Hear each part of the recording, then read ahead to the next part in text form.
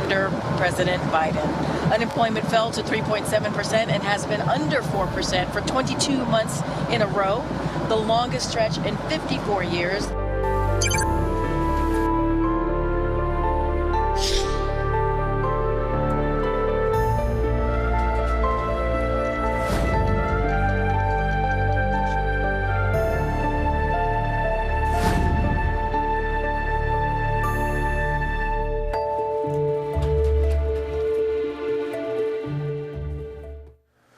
네, 코로나 이후 미국 경제는 지칠 줄 모르고 달아올랐습니다. 이 때문에 미국 연방준비제도는 물가를 잡기 위해서 기준금리를 계속 올렸고 또 세계 경제도 큰 영향을 받았죠.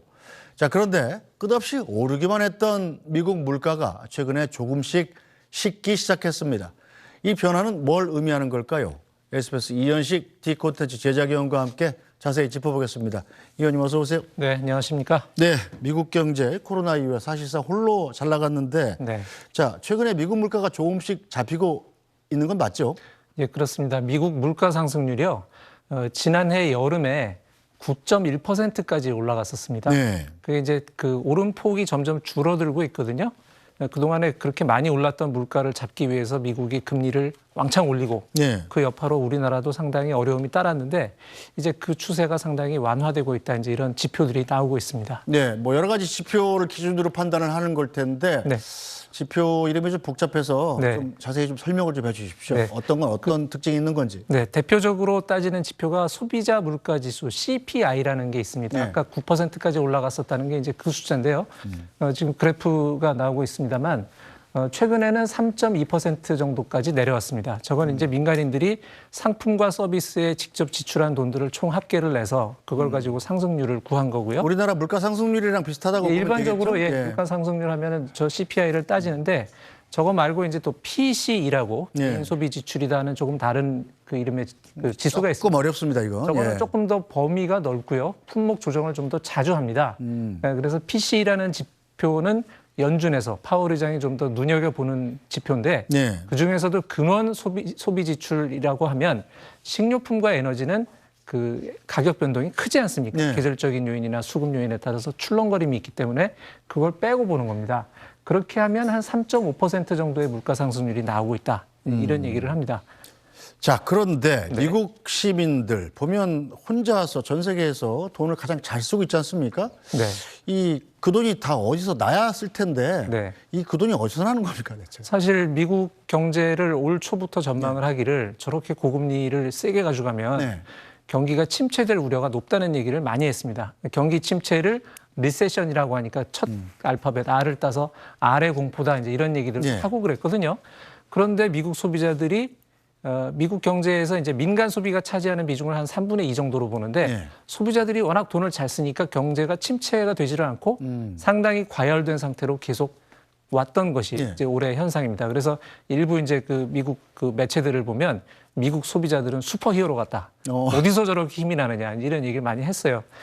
그 돈이 어디서 났을까를 생각을 해보면 결국은 코로나 지원금 받았던 거. 그게 상당한 역할을 했던 걸로 그 얘기를 합니다. 특히 저소득층 같은 경우는 평소에 저축이 거의 없는데 그렇죠. 그 돈이 상당한 그 뭐랄까 추가 소비 여력의 역할을 했던 것이죠. 자, 그렇다면 앞으로도 소비를 계속 늘릴 수 있을 것인가 관건일 텐데 어떻게 네. 전망이 됩니까? 그게 이제 올해 나타나는 흐름이 네. 소비가 조금씩 늘어오긴 하는데 네. 한편으로는 그 소비 지출의 여력이 한계에 달했다는 지표도 같이 나타나고 있습니다. 이를테면 예.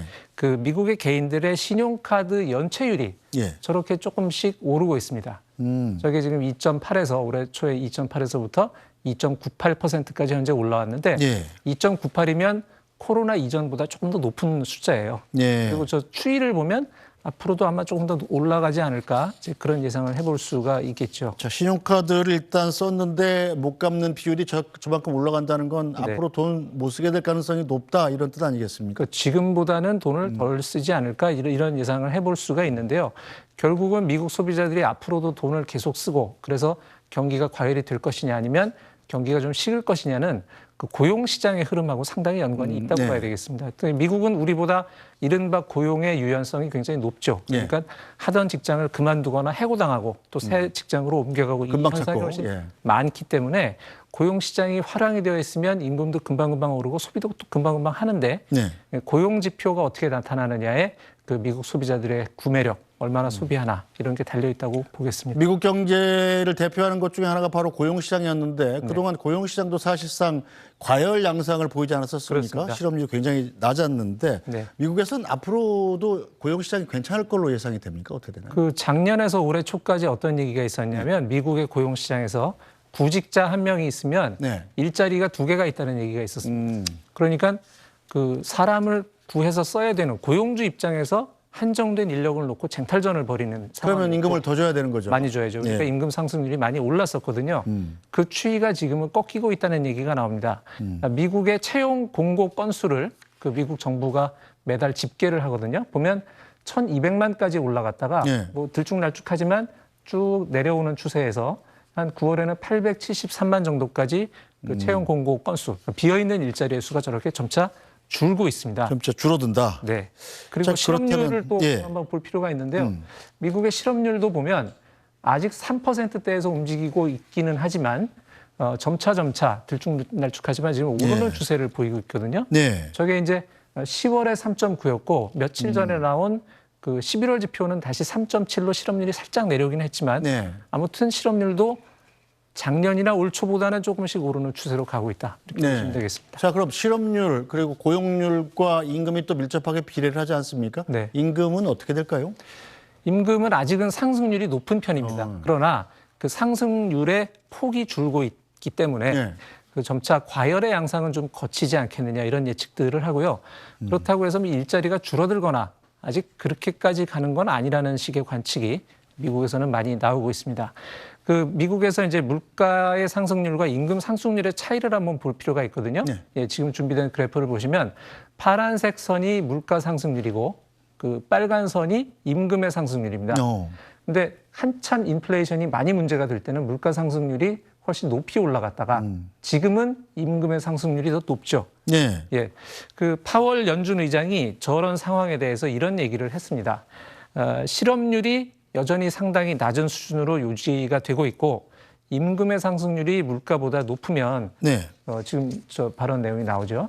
소비가 계속해서 높은 수준을 유지하지 않을 이유가 없다. 그러면 그 물론 지금처럼 과열 양상은 아니더라도 상당히 그 소비가 강한 강도로 유지가 된다면 물가가 떨어지는 속도에도 한계가 있을 것이다. 네. 그래서 파월은 아직은 그 지금 상황을 좀 그 유보적으로 보고 있습니다. 그러니까 실업률이 올라가고는 있지만 네. 이게 아직 미국이 걱정할 상태는 아니고 미국 경제를 볼 때 역사적으로는 여전히 실업률이 상당히 낮은 편이다. 네. 파월은 그런 인식을 갖고 있습니다. 자, 어쨌든 미국 경제 지난 3분기 실적을 봤더니 미국 경제 성장률이 5%대가 나왔더군요. 네.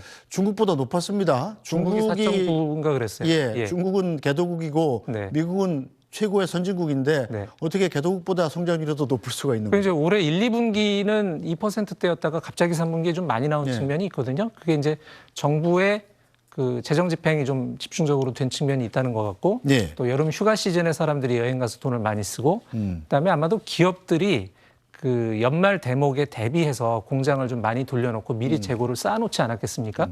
그런 것들이 좀 반영이 됐던 것 같고요. 4분기에는 앞에 말씀드린 고용과 소비의 약간의 변화라든가 이런 게 네. 반영이 돼서 4분기 성장률은 한 1.5%보다 약간 밑으로 나올 것 같다. 뭐 그런 전망이 나오고 있습니다. 어쨌든 경쟁률 성장률이 높게 나온다는 건 좋은 일 아닌가요?